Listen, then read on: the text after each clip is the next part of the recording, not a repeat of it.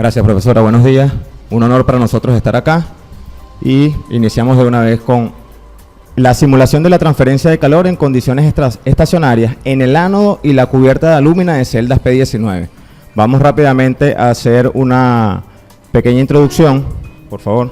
Una pequeña introducción, lo que es unos fundamentos muy rápidos y vamos de una vez a lo que son los resultados y las conclusiones, unas pequeñas conclusiones allí. Dale, porque tiene el problema con la animación. El proceso electrolítico del aluminio, bueno, esta es la agenda que ya les mencioné: introducción, simulación, resultados y conclusiones. Iván, porfa. Y el proceso electrolítico del aluminio es básicamente un proceso, una pila catódica, vamos a verlo así, muy grande, ¿no? Por supuesto. Y se basa principalmente, o los estudios de la parte de reducción se basan en los últimos años, sobre todo en la reducción del consumo de energía. De hecho, nuestras plantas acá, en la región, están trabajando siempre en función de eso, y las situaciones, muchas de las situaciones que han generado justamente por el consumo de energía. Entonces, cualquier aporte en ese sentido nos parece importante someterlo acá a la consideración de ustedes. El consumo de energía, particularmente en lo que son las celdas 350, se ha estudiado que está concentrado al menos en un 50% en la parte superior de la celda, todo lo que tiene que ver con yugos, cubierta de alúmina y el ánodo como tal. Lo podemos ver en esa gráfica que está allá. Y la simulación como tal de nosotros se va a basar en lo que es el ánodo joven cuando se le agrega la cubierta de alúmina. O sea, solamente va a considerar la simulación en la parte del ánodo y cubierta. Las celdas P19, como esta que podemos ver acá, básicamente es una celda en el cual, para los que no conocemos un poquito el proceso, básicamente el flujo de calor proviene, este es el ánodo que está embarillado acá, y el cátodo es todo el piso. Y allí es donde está la diferencia de potencial, y todo el calor proviene, prácticamente está concentrado en el electrolito, que es criolita. El calor fluye de la parte inferior de la celda a la parte superior, por lo menos de manera idealizada. Si vemos una vista de planta de la distribución anódica, tenemos que, en este caso, la celda P19 nos ofrece una simetría que podríamos aprovechar para realizar cualquier simulación en primera instancia. Continúa, por favor. Esa simetría de celdas, como ya dije, permite simplificar estableciendo unos parámetros o unos cuadrantes, mejor dicho, que tomamos en este caso la simulación para dividir la celda y tomar cualquier par de ánodos de tal manera que nos permita, si simulamos un lado del par de ánodos, tener en cierta manera la simetría con respecto al otro. Entonces eso nos permite simplificar la simulación a lo que es un ánodo y su cubierta para estudiar el comportamiento de la misma.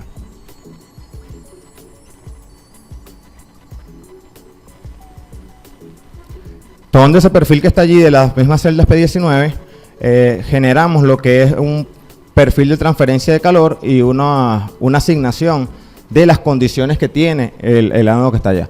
Aquí en la parte central podemos ver el ánodo. Este es el baño electrolítico, el flujo de calor que está ascendiendo desde el baño hacia la parte superior. Acá tenemos todo lo que es el ambiente, simplificamos la parte del yugo en este caso, y establecimos lo que es la cubierta de alúmina. Una cubierta que está establecida como costra por las condiciones de operación, y una cubierta que es alúmina suelta, que va a pasar a formar parte de esta costra a medida que el ánodo vaya cumpliendo su vida útil. Recuerden que esos ánodos son consumibles. Y aquí tenemos la pared en este caso, de la propia celda.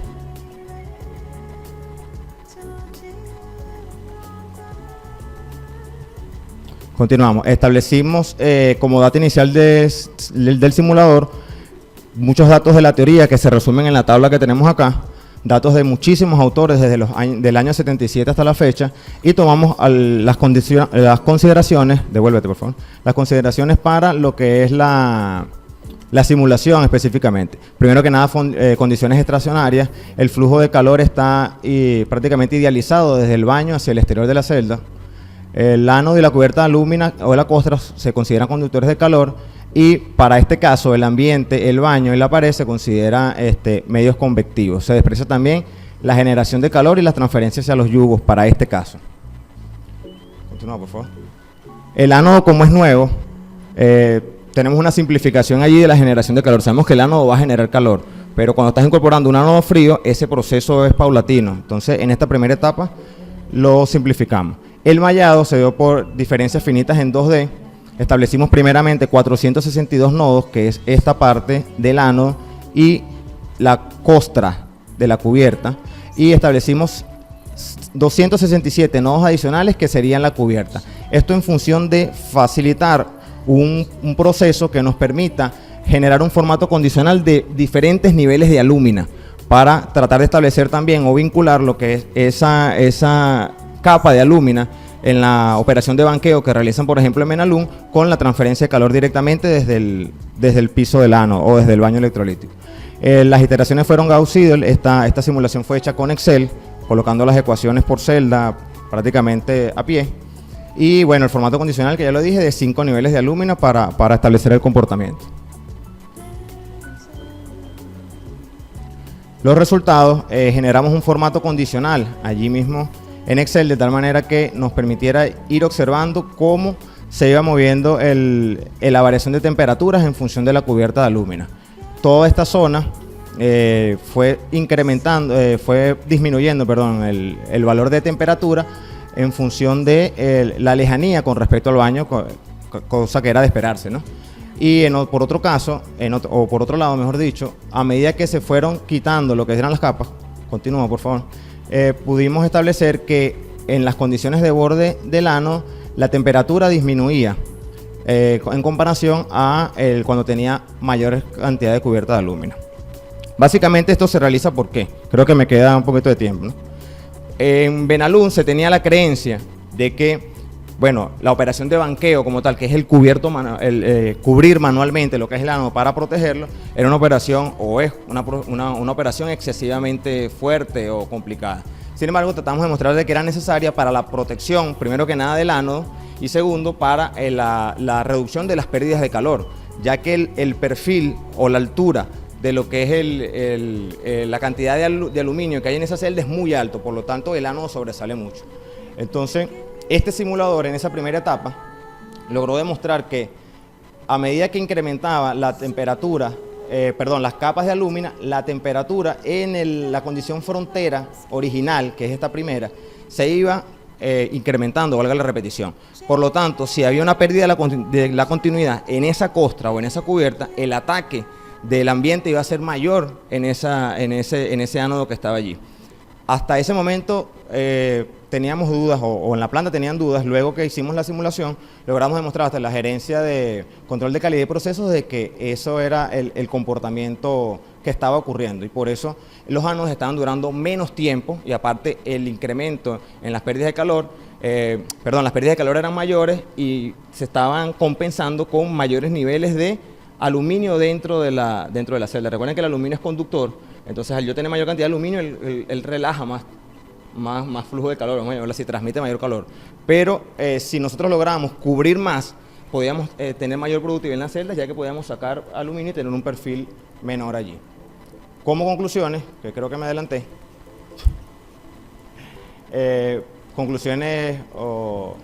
aquí tenemos otros resultados. Ya va, Iván, disculpa. Aquí tenemos otros resultados que, bueno, ya los referí, ya que logramos, como la simulación era en Excel, era relativamente sencillo, un costo computacional bajo a nivel de simulación, logramos con estos ánodos de condiciones fronteras, de las condiciones fronteras originales, irle colocando las cubiertas de alúmina y ver efectivamente cómo se comportaba la temperatura, que, como ya lo dije, se manifestaba en un incremento. Y como resultados muy básicos de esta primera parte, tuvimos las conclusiones de que la temperatura se va incrementando a medida que la distancia entre el nodo y el baño electrolítico se va distanciando, lo que vimos en el primer cuadro. Y por segundo lado, para una temperatura de un nodo establecido, al incrementar o alimentar la cubierta de alúmina, lo que refleja es una disminución de la cubierta de calor. Esto debido a que a medida que incremento la cubierta de alúmina, realmente el delta T es menor, la temperatura aumenta en la frontera. Entonces, eso hace que la pérdida de calor sea menor. Dicho de otra manera, hay una reducción, se me acabó el tiempo, hay una reducción en lo que es las pérdidas de calor según lo que demostramos en el simulador, gracias a la incorporación de mayor cantidad de alúmina sobre el ánodo electrolítico en el proceso de aluminio, en el caso de la celda SP19. Gracias, creo que no hay más nada ahí. Gracias por su atención y es un honor para nosotros estar acá, delante de mis profesores, profesoras.